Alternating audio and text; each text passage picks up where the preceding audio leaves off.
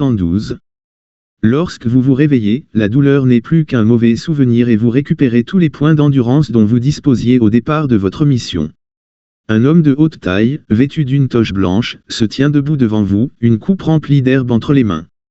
Il verse les herbes dans l'eau bouillante d'un chaudron puis se tourne vers vous.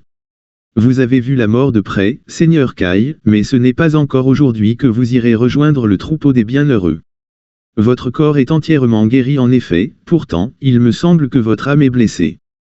Quelle est donc la raison de votre tourment 1 Vous reconnaissez en cet homme l'un des grands médecins du roi, il porte, en effet, brodé sur sa manche, la colombe blanche, symbole de sa vocation.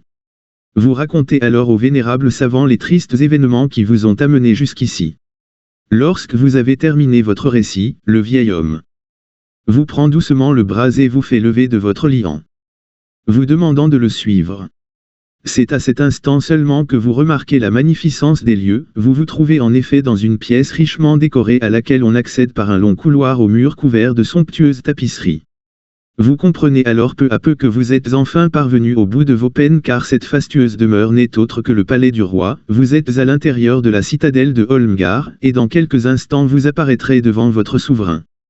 Rendez-vous au 350.